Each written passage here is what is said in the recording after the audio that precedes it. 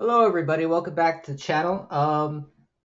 This week's been an auspicious week for the ongoing Intrepid Studios Ashes of Creation, Stephen Sharif, investors, legal fiasco that is going on with, of course, Ashes of Creation. Hello, I am Sosei. Welcome to the channel. Like and subscribe. So, in a federal court in California, an injunction was given to Stephen Sharif to hold the intellectual property of Intrepid Studios temporarily while the ongoing lawsuits are happening. It's a federal ruling, so it takes precedence. It's in California. It keeps certain things like financial records, physical assets, the game code, all in the possession of Stephen Sharif. Now, whether you agree with this or not is irrelevant. I've wanted to sit down and actually really break down this without being super shallow.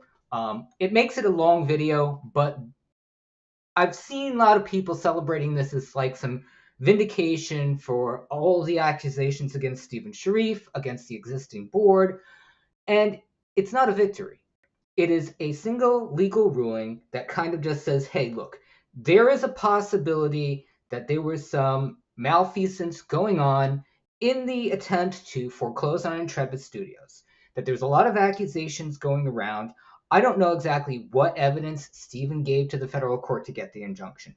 None of us do, because Stephen, again, is still not being transparent enough. Now, his lawyers are probably telling him to do this because there may be some things that don't look right. On his behalf, I'm going to go through everything. Okay, so we're going to start at the top of the chain. The top of the chain is, of course, Stephen Sharif. For years, he has told everybody that he is the sole investor of Ashes of Creation and Intrepid Studios, which we have found is not true.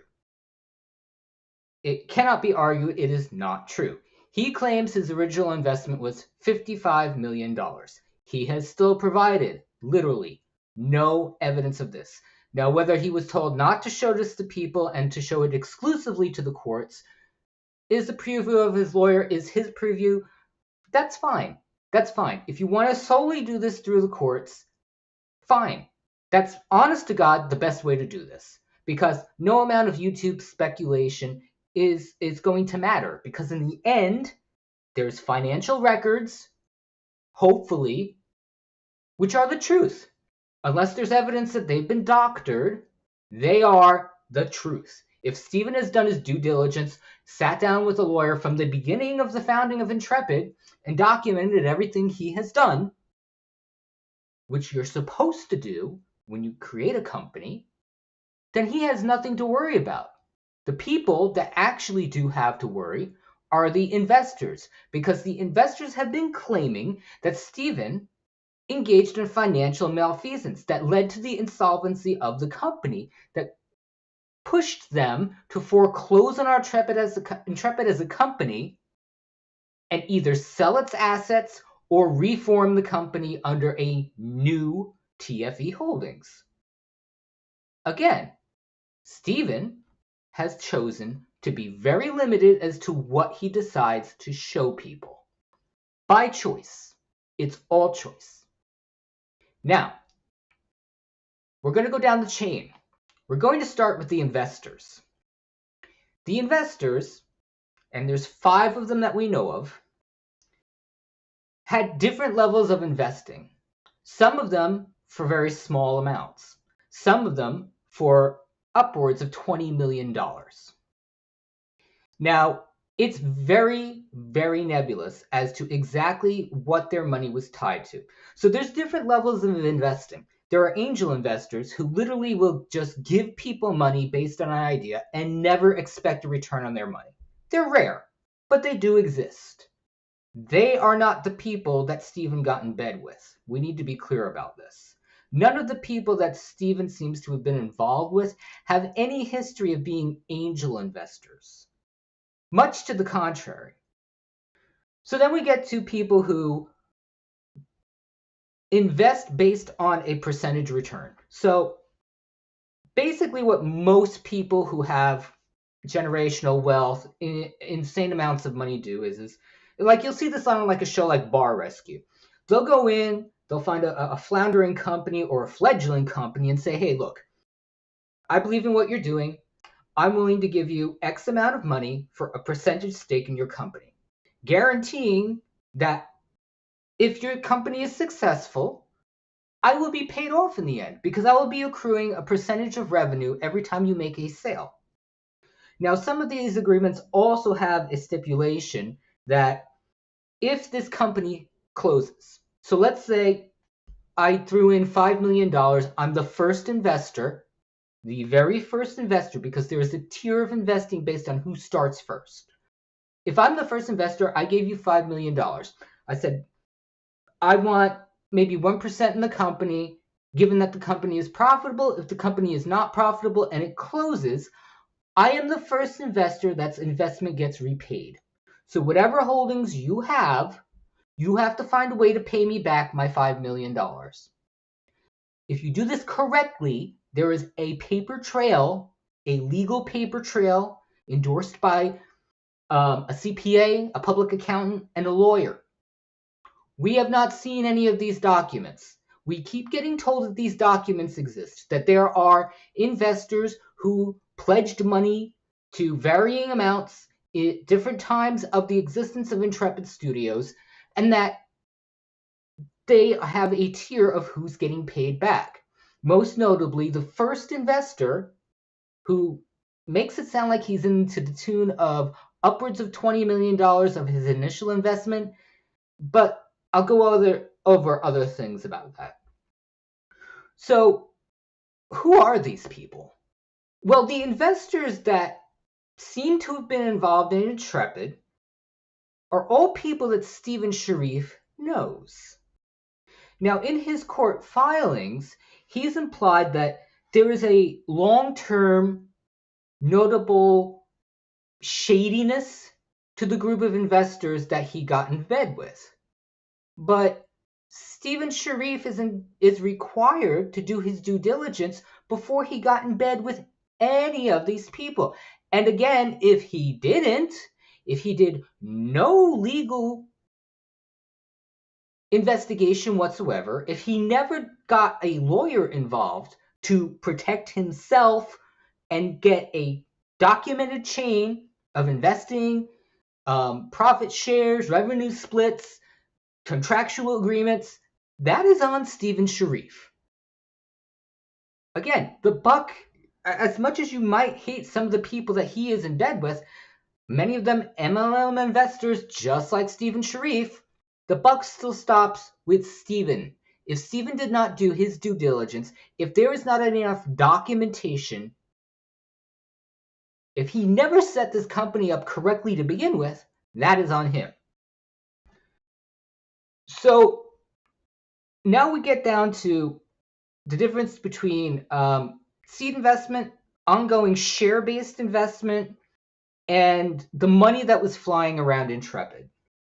So again, Stephen Sharif started off claiming that he was the sole investor. Then there were things coming out that he did a share, basically kind of acted like a seed investor, where he plunked down supposedly $55 million of his own money. No documentation of this has ever been shown. There have been documents, some random QuickBook documents that were made public. There were other things provided to YouTube creator Nifax that I don't know if were ever made public, probably because they're tied to the lawsuit, where that amount seems drastically smaller, maybe to the tune of $2 million, which, as a seed investment, is fine if he was establishing this company correctly. Because, especially in terms of a game development company, and excuse my coughing, if he did this correctly, you start with a seed investment. I have an idea for a video game. I am willing to fork out X amount of money to get this started, to build a concept, to shop this concept around to investors, to capital investors, and creditors. But I need to have something to show. So I have a commitment of money. I then build a prototype. Anybody who's been involved in game development has probably done this hundreds of times. You come up with a concept. You build a prototype. You take that concept and that prototype to investors and creditors and say, hey, look, if you have faith in what you see, invest in me. If the investors aren't that interested, sometimes what you'll do is you'll go to a creditor first. So you'll go to a Capital One, a Bank of America, a corporate lender, and say, hey, look, I've put down an investment. You can leverage my assets like my house, my car, companies that I own, properties that I own, leverage a loan on the collateral for me to get started. If you have faith and you believe that I have the financial backing outside of the money that I've already put up, that I have enough collateral assets, be it stocks, investments, property, I would like a loan. There were different things done here, and it's not clear exactly the timeline on them and why they were done. So we have the investors. Somebody forked down a comparable amount to Stephen, maybe at least half. This was supposed to start the company, get them property, a working studio, and staff. Now, the question is how stepped was this? So you had a concept, you built a prototype, you shopped it around to investors, and at least one investor said, hey, I believe in what you're doing. I want to build a game with you. Let's open and start a studio and build a company. Ashes of Creation was in development for over 10 years. How fast was this ramp up? Was there enough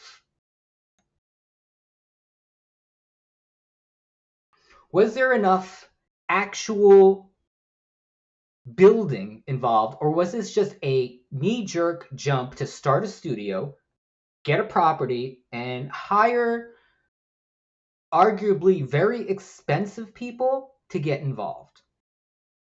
So sometimes, yes, it's great to get people from the industry that have a lot of history, but it's also sometimes good to start this way small. Maybe get people that start at the minimum amount of pay. You get a game director that maybe is only directed one or two games. You don't need some super rock star development manager to do this. You don't. Stephen made it a point to start going after industry veterans very quickly.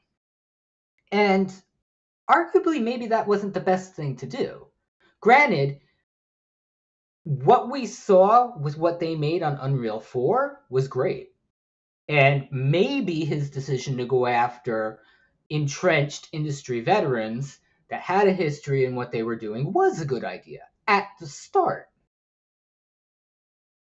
But the ramp up and the hiring, and whether or not they had a plan to actually start revenue streams that would bolster the actual payroll, because what we found out is by, I think it was 2019, Intrepid Studios was burning $2.5 million a month with seemingly no clear revenue streams. They weren't working on other games. They weren't developing art assets as a studio for other people to use. All they were doing were making cosmetic and adopter packs, which, from what we've seen, okay, there were 2 million registered accounts at Intrepid, but the Steam launch garnered about 300,000 people. Do you really believe they're all buying cosmetics monthly? Do you really believe they all bought founders packages? No. And this is where we get to the point where probably around 2019, the people who were giving money, who technically acted as shareholders but weren't, they formed a board of advisors. Again, the documentation on this seemingly doesn't exist except for a single filing in, I think it was 2024, which doesn't mention any of these people as a board of advisors. Why?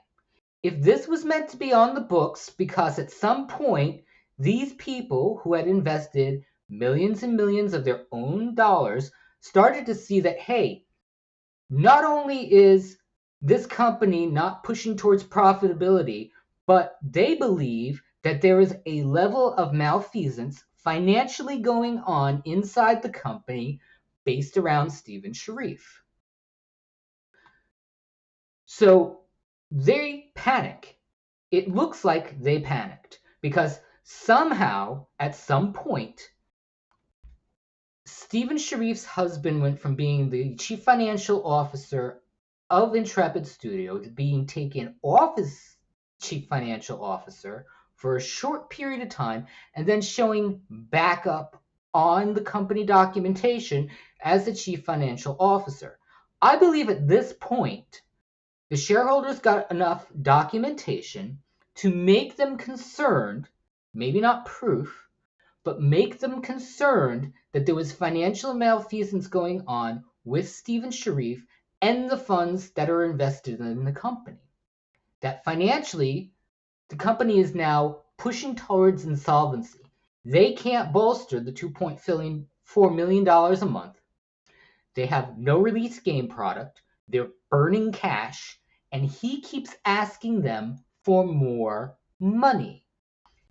Now, there's contradictions here because if these 4 or 5 people believed that there's now ongoing malfeasance with money that we give Stephen Sharif, why were they still giving him money? And if they believed he was burning company money, why wasn't, and this is important because these people aren't dumb. These people have been in the business long enough to understand if they formed a company, some of their actual legal requirements. California has a WARN Act, which basically, if you decide to foreclose or close a company, you have to give your employees actual notice, and they need to be paid out severance and benefits before you close the company.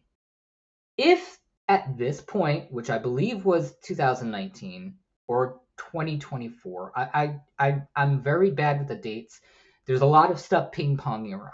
But let's say, for sake of argument, 2019, these people believe that Stephen Sharif is now engaging in financial malfeasance.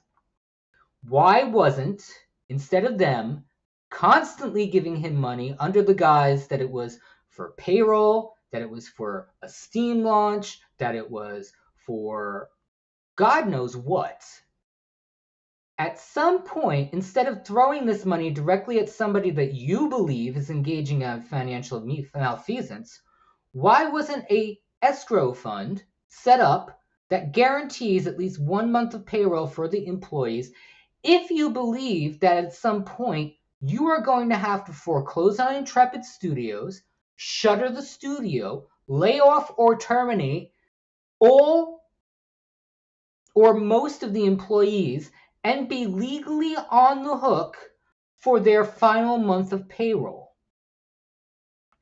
This wasn't done. Now, they argue at some point that the Steam launch revenue, which was about $9 million according to Stephen Sharif, was supposed to be solely for the employees. But these investors supersede everybody except Stephen Sharif, if he actually put money in, as creditors. So that $9 million would have gone to the first investor of the company if Stephen Sharif hadn't invested money. Or if he signed agreements stating that he solely invested this money as a startup, wouldn't be looking for recoupment, that basically it was a flash in the pan with his money. So then the creditor, the investors, are the primary creditors, and the first investor gets paid back. So no, that $9 million from Steam wouldn't have gone to the employees. It would have gone to make the investors whole. Again, is he lying? Was this amount $9 million? Because we kept hearing that this was $3 million. So then we get to, when was TFE Holdings formed? Because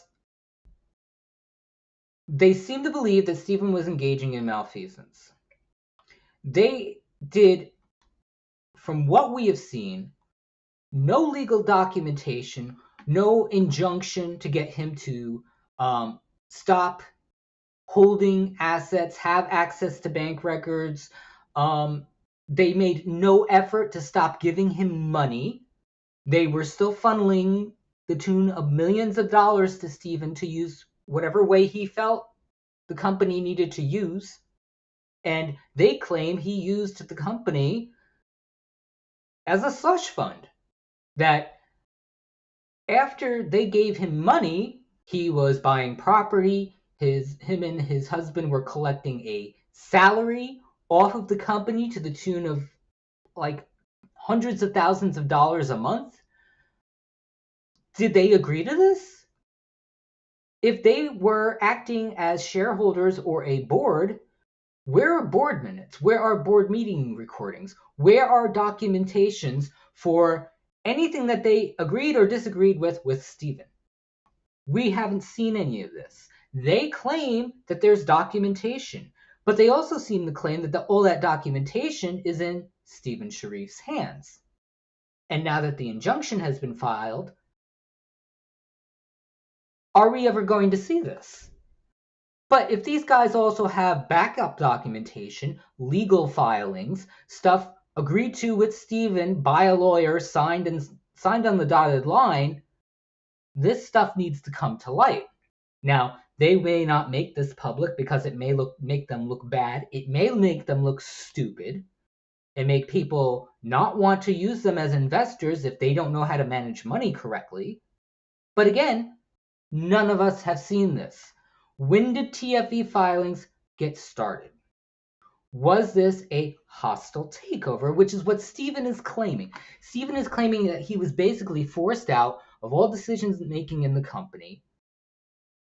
But if he was a 100% investor, a 99% investor, and his investment gave him sole control of the company on paper, that can't be true.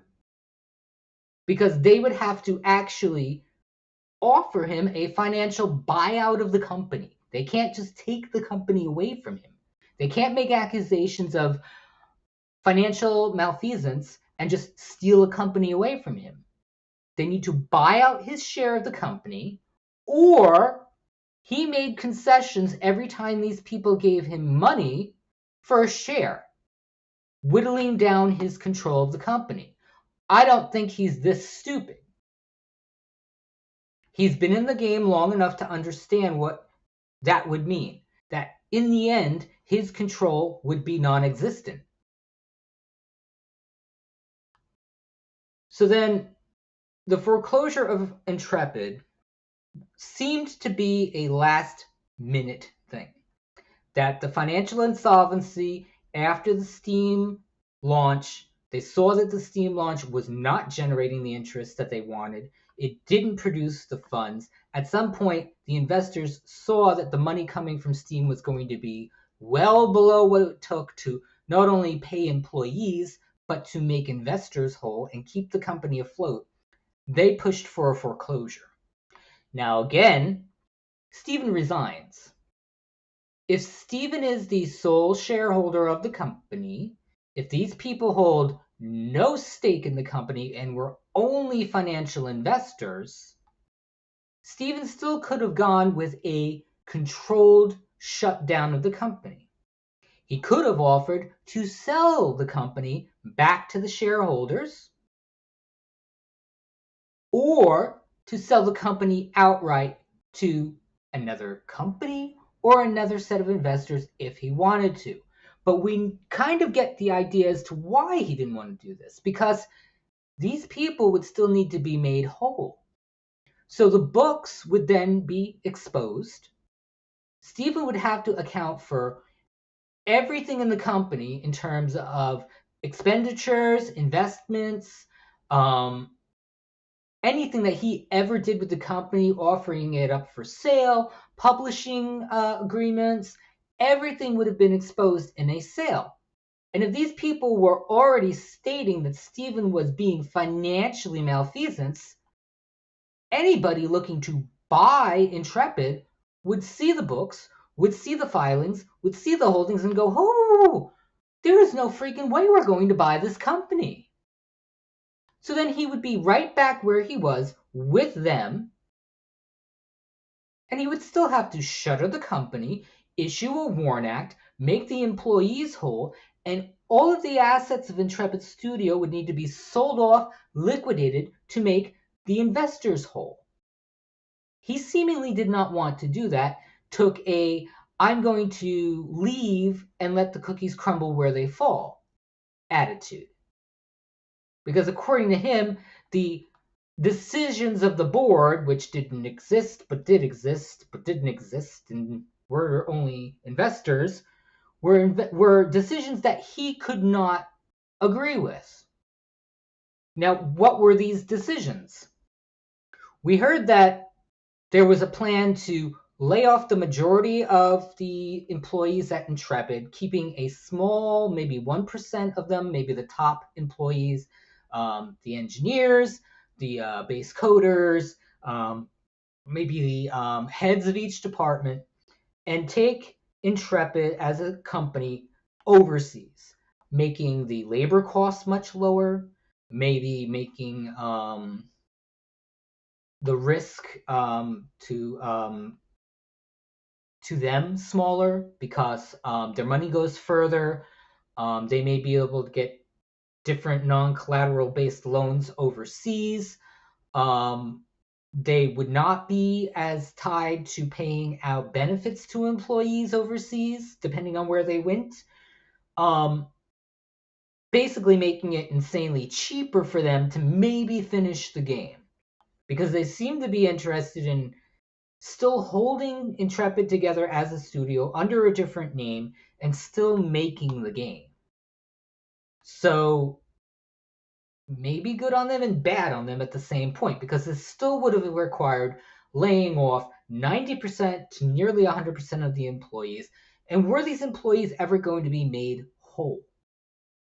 We've never gotten an answer for that, because according to them, there wasn't enough money to keep the studio afloat, and Stephen made no effort whatsoever to have an escrow fund for employees if the company folded. So that's that stack of bullshit. So now we get to debtors and creditors. These are more important because these are backed by federal laws, state laws, corporate law, things that none of these people can play games with, especially when it comes to creditors. So debtors and creditors, service providers, people who provided server hosting for the game, people who provide a payment system like PayPal or Visa MasterCard, people who provided services for their property. So anybody that was providing services at the studio, be it janitorial, supposedly there was a private chef that came in, property maintenance and stuff, and creditors. Stephen at some point, and again, this seemed to happen around the time of COVID, where all game studios were in trouble. Their employees were out at home. They had to pay them, and they're not working, or they're working at a much reduced level. Stephen went to, I believe it was Capital Bank, during COVID period when money was dirt cheap. It was literally free. The industry was throwing, the banking industry was throwing money left and right at everything to keep things afloat. The money was appealing. And Stephen went at some point during 2020, 2021 and got a loan. Now, there's some questions here that I'm confused about that don't make sense. Legitimate federalized creditors give loans based on assets. Assets of the issuant of the loan. Stephen Sharif went to a legitimate bank not some offshoot, not some credit union. He went to a legitimate triple 4-star rated bank for a loan. Now, these people are claiming that that loan was based on Intrepid's assets, not Stephen's. That is illegal. A lot of people are going to say it's not, but it is, because Intrepid's assets are strictly the company's physical property, which if they didn't own and are renting are not theirs. We don't know because we haven't seen anything about this. So let's hypothesize. Let's say Intrepid did not own the property that their studio was in. You can't use that as an asset. They don't have servers. They were paying an external server host to host the game.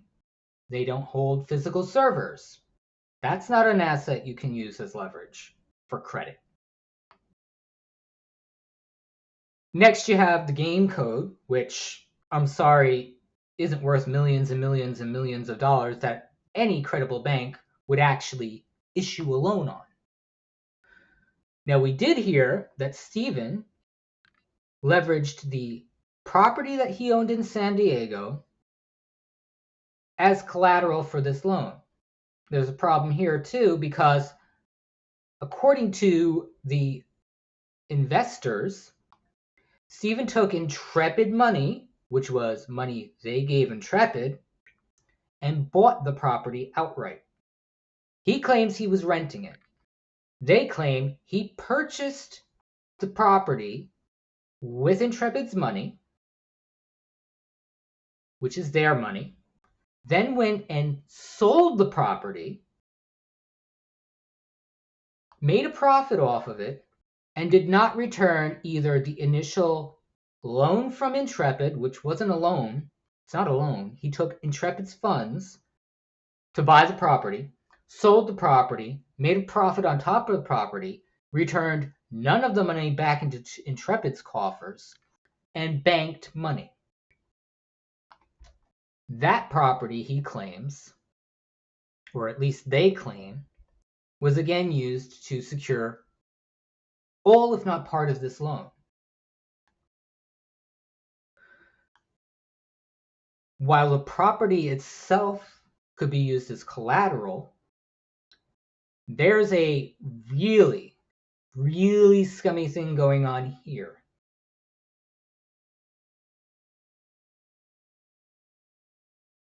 Now, I don't think a mansion in San Diego is enough to assure creditors to give him a federally backed COVID-era loan.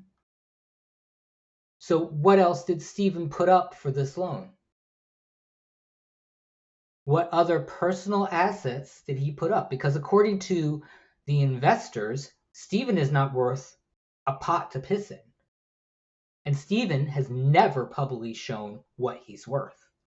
You can go digging, and from what a lot of people have found, he's worth maybe tops $5 million. So did somebody else sign off on this loan with him? Did somebody else put up collateral? Who? Again, he is not transparent, and they struggle with transparency too. So now you have this loan. This loan, outside of the first investor, Intrepid Studios, would need to be made whole if the company was sold. So this may have been a float loan. What happened was he burned through the first round of funding that he got from investors.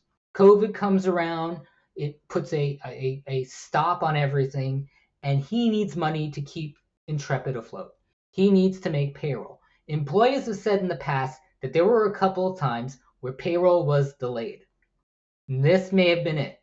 This may have been his first inclination that this company is burning money to the tune of, according to the investors, $2.5 million a month. it is not financially feasible anymore. He gets nervous. He goes for a loan because these people won't give him money anymore. They said, whoa, you're coming to us for money again. We've dumped a ton of money in your direction. We want to see the books. We want to see what's going on, because it doesn't make sense that between, 2016 and 2020, you've burned through what looks like $60 million. What have you been doing with the money? Where's this money going? We want to see the books. He gets nervous, sidelines the investors, goes directly to a bank, and gets a loan. So as we go on, they keep claiming that he's still using Intrepid's money, which at this point now is commingled between what they gave him and now the money that came from a bank, as a personal slush fund that he is making. Him and his husband were making on and off the book transfers in and out of Intrepid Studios for purchases that they claim were for Intrepid. They claim there's very little to no documentation of what those purchases were, how many of them were paid back to the company. They claim that many of them were not. Again, documentation. Was Stephen and his husband intentionally not generating documentation because they were engaging in things that would have triggered the investors to go, whoa, why are you taking $80,000 out on a corporate credit card to pay for something? What was that for? Was it for software? Was it for studio furniture? What was this money for? And if Stephen is sitting here going, oh, don't worry about it, it's just for Intrepid. And they're going, wait, we want to see where the money is going. And he's saying no. He's bad. But if he's on the up and up, if there's documentation for every time he issued a corporate credit card to his husband, and his husband was making withdrawals, and he was making withdrawals from Intrepid's funds, and there's a line of documentation, these people are wrong. But again, he needs to produce this. This would be discovery in court. And here's the thing. He controls those records right now. According to these people, there are many, many things like company finance transactions, payroll records, investment records, any communications that he had with potential purchasers of the company, publishing things, that a lot of that is in his hands. So the responsibility to compel in court is his. These people are asking to see that because he's making spurious accusations, they're making spurious accusations, and it seems neither side, outside of one of the investors, is willing to be public with anything. These people all come from the same industry. I want this to be an ongoing thread for everything I'm showing you, because these people swim in the same cesspool. So is this a situation where sharks are eating sharks are eating sharks are eating sharks are eating sharks, and then one of the sharks goes, hey, I'm getting tired of being bitten. Why the hell am I being bitten? And he takes a look at the other shark and goes, wait, this shark is not only eating me, but eating all the other sharks and taking a piece every time he eats me. Get what I'm talking about here? So then we have a question as to if only Intrepid's assets were used to get this loan, that they were the only collateral that was used to secure the actual bank loan, why did the bank sign off on this loan? Who at the bank signed off on this loan? Because this involves the federal government. This is a federally backed COVID era loan that had very specific requirements for collateralization, amortization, dispensation, and recoupment. If the bank engaged in fraud, or if Stephen engaged in fraud to secure this loan, the federal government will get involved in this. This could be a real problem for one Stephen Sharif. Now again, this is not accusing him of federal crimes. Because we have a lack of clear information, we don't know how this loan was secured. And the bank is definitely not going to come out and do anything about this because they will be in a lot of trouble if they had an ongoing line of creating loans based on insolvent assets, assets that didn't exist, assets that were not legally allowed to be used to secure these loans. The bank is not going to do this. The bank would be in God knows how much trouble. The people at the bank could be sued. It could be an ongoing federal case. It could be a mess. They're not going to do anything publicly. Their lawyers have seen this and said, we need to make sure we're dotting our T's and crossing our lines and making sure that this loan originated properly. The fact that the bank hasn't actually sued him means, at least in my eyes, this was a loan that was secured correctly, not with Intrepid's assets, that he put collateral down, not just the house in San Diego, that him and maybe a co-signer, I don't know who, because we don't know who, put down collateral for this loan. This loan may not be the biggest problem that we're seeing here. But the funds, once they were dispensated from the bank, what did Stephen do with them? Because we don't know exactly the size of this loan, and we don't know the purpose of this loan.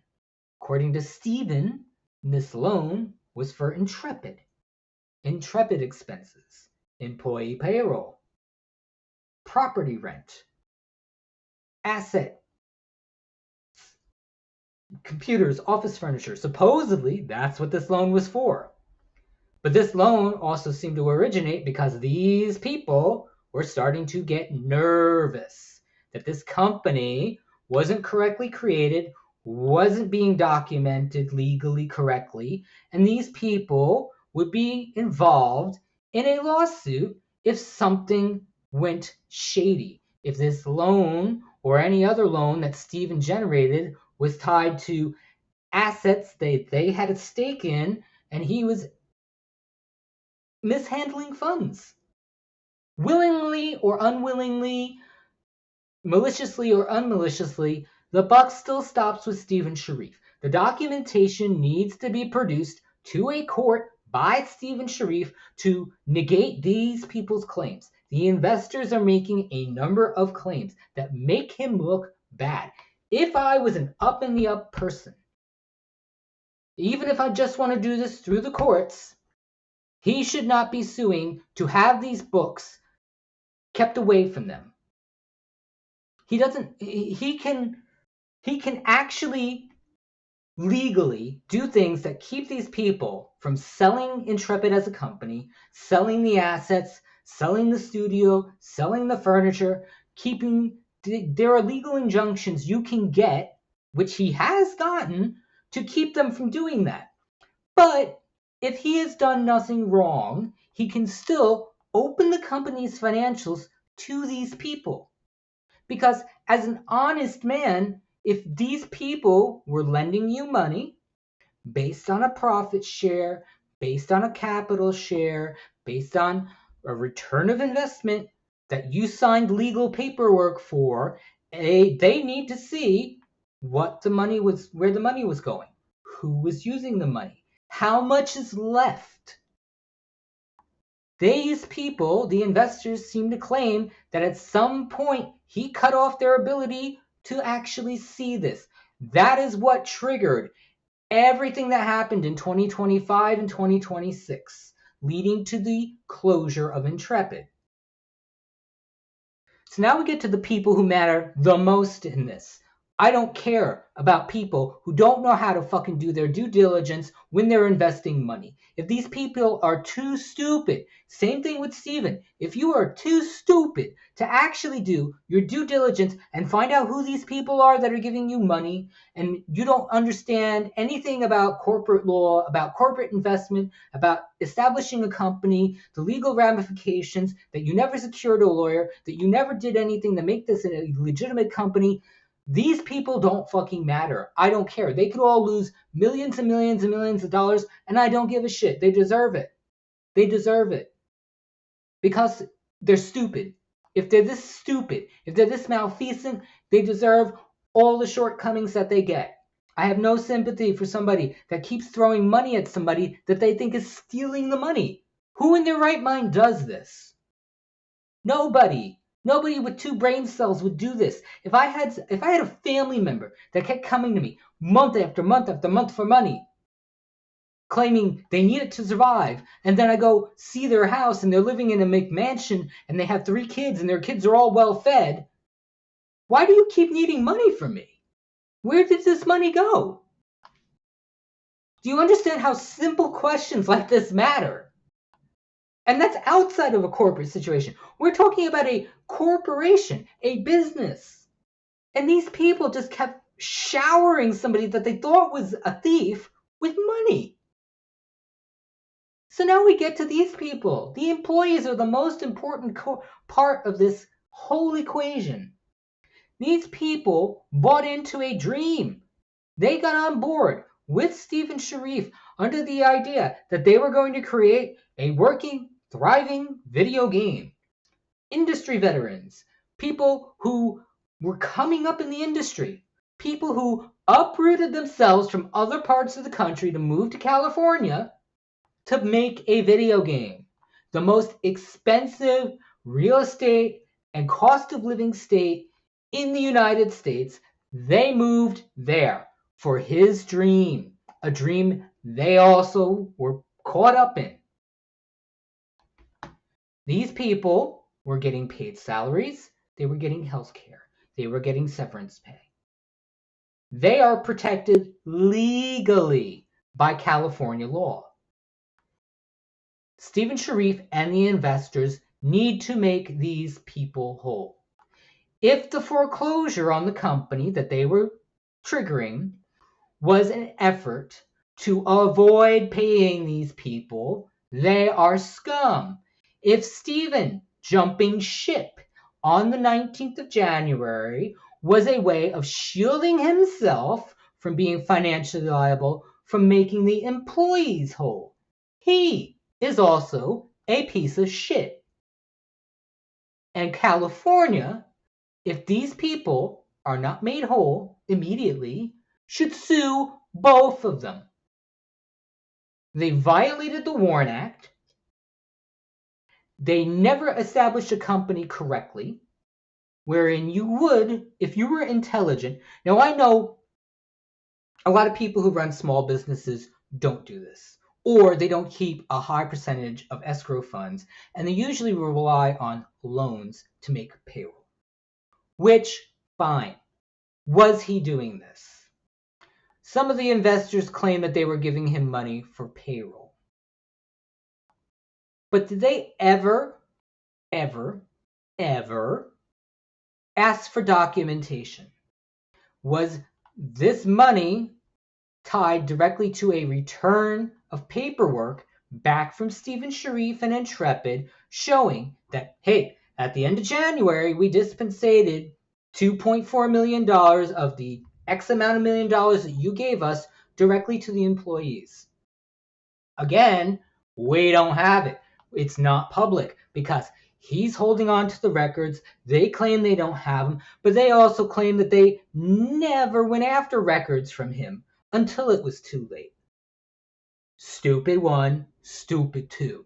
Dumb fucks. Or willingly negligent on purpose. You can be both.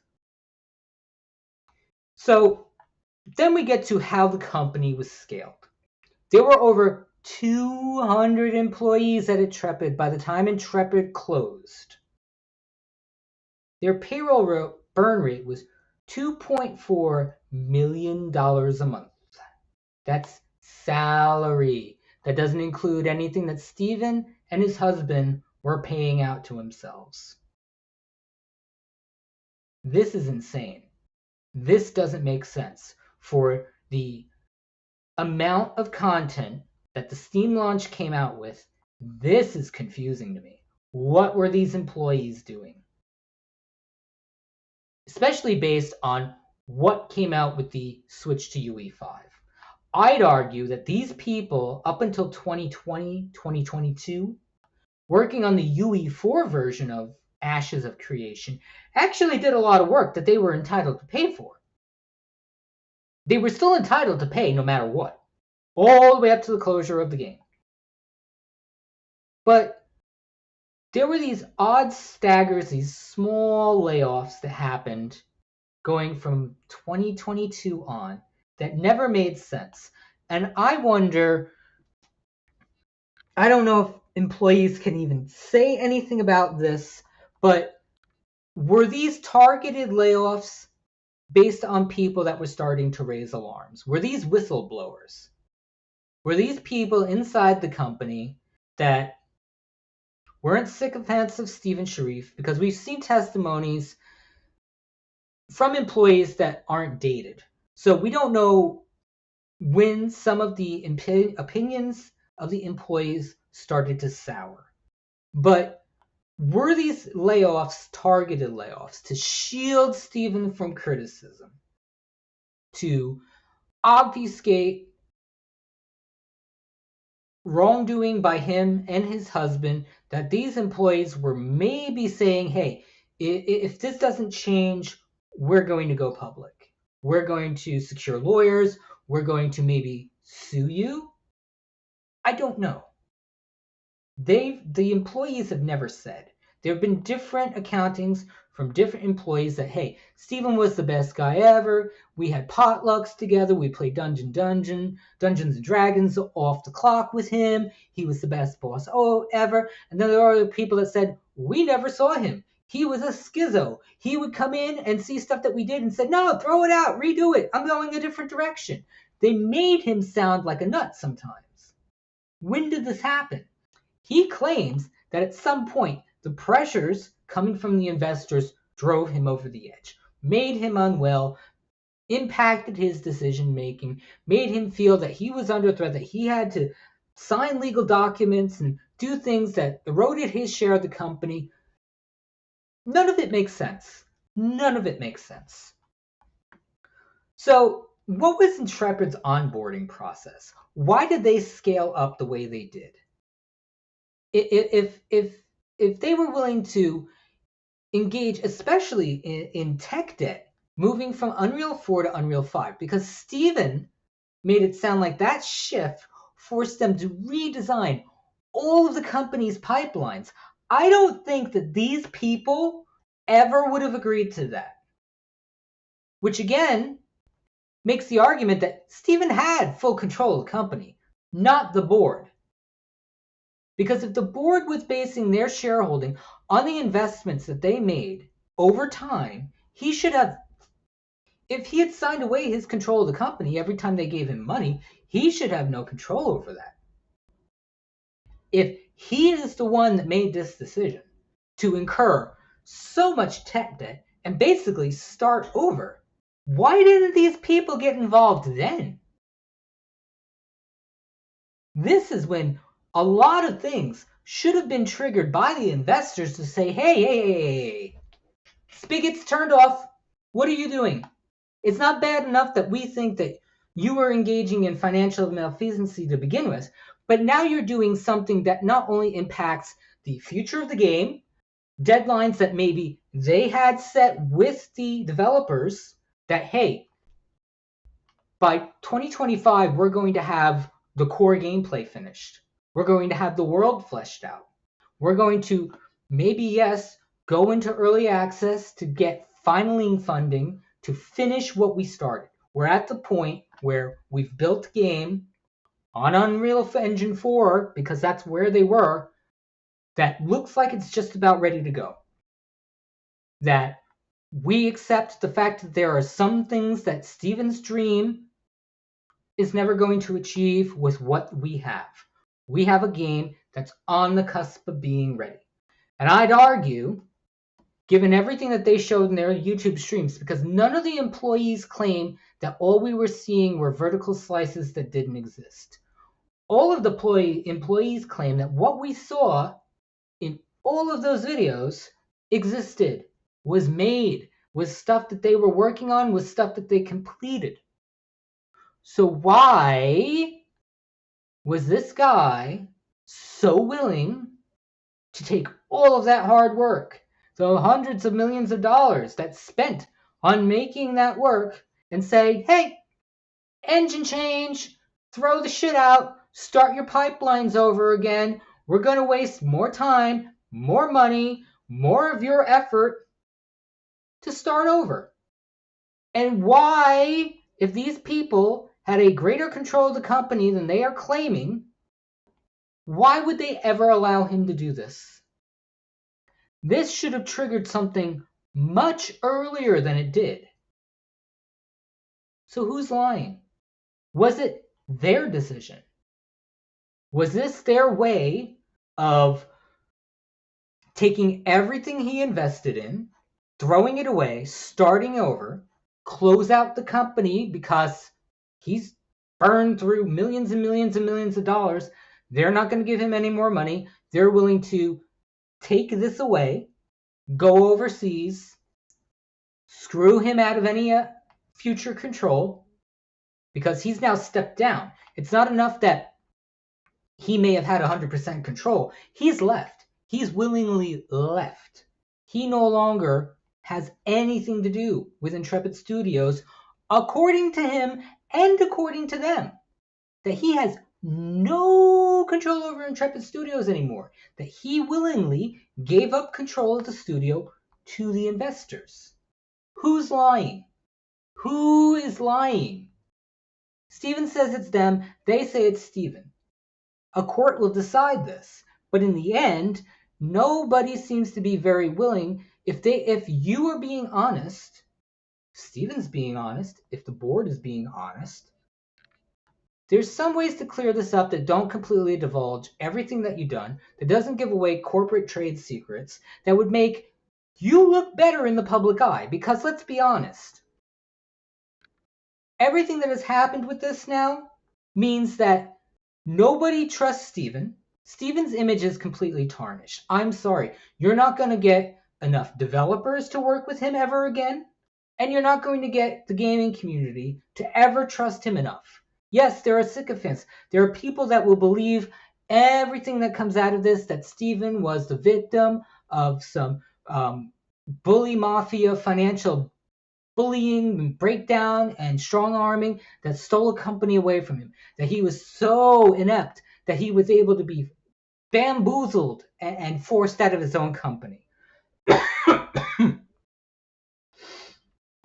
Then you have TFE Holding. They're being painted as people who are bullies, that are shady financial people, that are MLM multi-level marketers. Nobody in the industry is going to trust them. And if they, let's say they take the studio overseas, they're going to go to some place that's shady, that treats game development as a joke. In the end, what is this going to look like? What is Ashes of Creation going to turn into? Are they ever really going to make their money back? Do they have really that much interest in the risk that's now involved in still pushing Ashes of Creation as a game, as anything?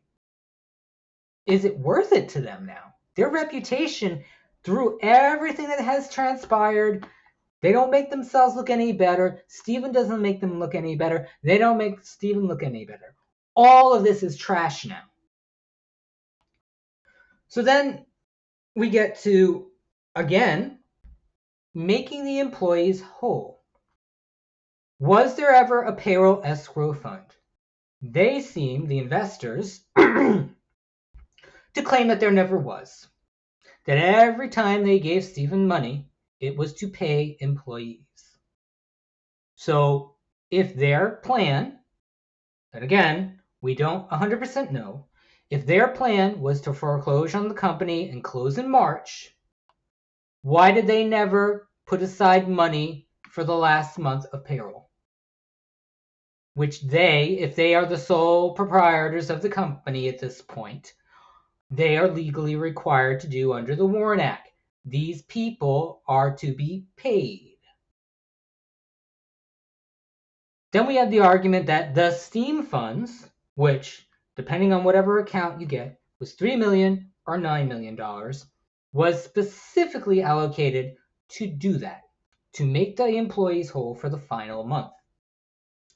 If that's true, why did Stephen talk directly? Well, not Stephen. I'm sorry.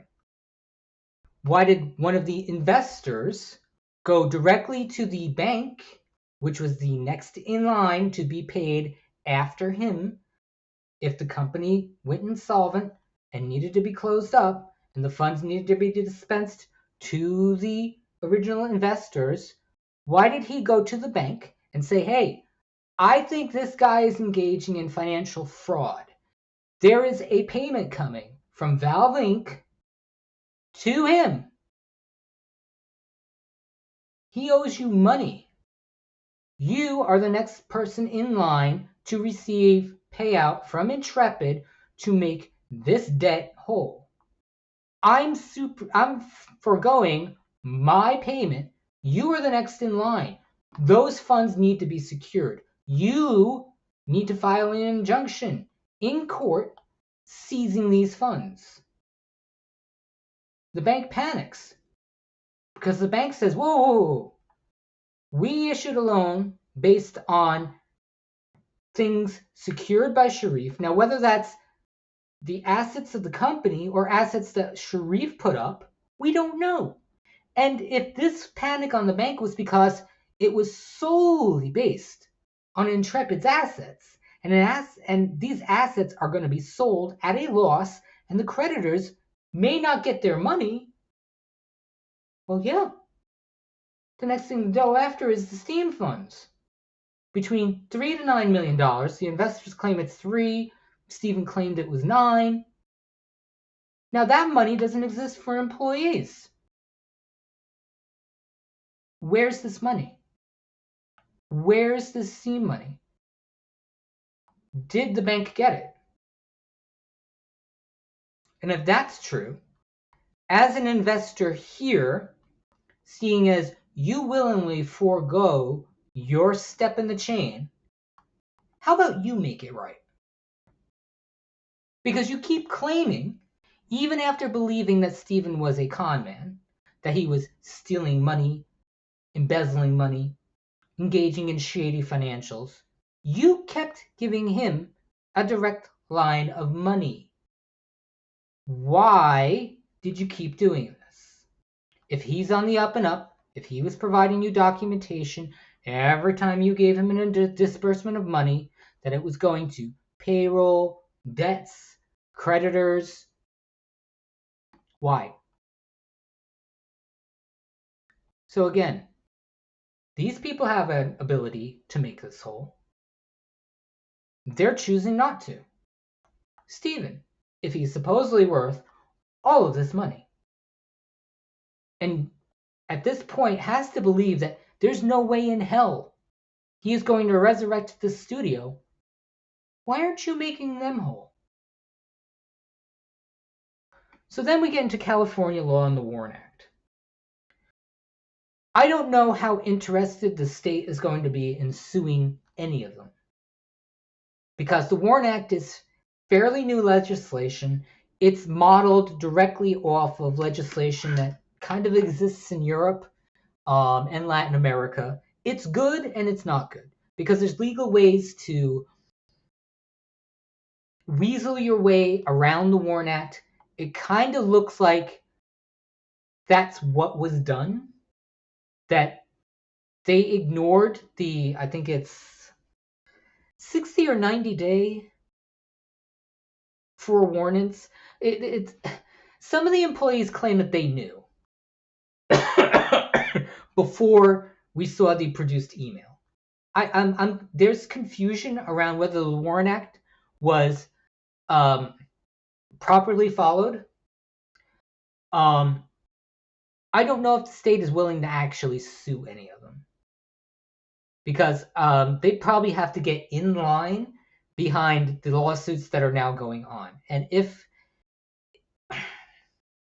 it's in federal court supersedes state court always. So down the line, the state might sue. The employees still have the ability to engage in a class action lawsuit, but that could go on for years. It may never result in them getting money. If it's true and Intrepid has no money, it's going to be a waste of time. And at the end of a class action lawsuit, if they get a payout, the law firm that the employees use would get a percentage disposition of the funds. They will never be made fully whole. Again, Stephen Sharif, all of the investors, I don't care what went on between the two of you, whether you were screwing each other, trying to bamboozle each other, nobody gives a shit about you. The employees need to be made whole. It's the only thing that matters in this entire fiasco. Because these people are now out unemployed in an employment market that is unbelievably tight, that will probably force them to take jobs that make less than they were making at Intrepid. Don't include the benefits packages that they had in Intrepid, because Stephen made it sound like they were getting gold star healthcare plans. Top of the industry pay. They're not going to get that starting over again. A lot of these people are fucked. And many of them moved out to California, where the rental market is believably expensive. They may have moved their families out there. Their kids are enrolled in schools. They have property that they own. The damage is not to all these people, is not to Stephen Sharif, it's to the employees. They are the damaged party in all of this. So I hope this video made this a little bit more clear to you about how complicated this is, about there are parties that just need to be marginally transparent and honest and upstanding as people. Everything that they do day after day to satiate their desire for lawsuits and recoupment makes them look worse, because they are not being honest. I'm sorry. You can pop on a YouTuber's channel and claim that you're being honest, being selective with the things that you show, maybe at the behest of your lawyer, but you don't matter. The employees matter the most. Thanks, guys. I hope this cleared this up. I hope this wasn't too long. Hope the microphone now sounds better.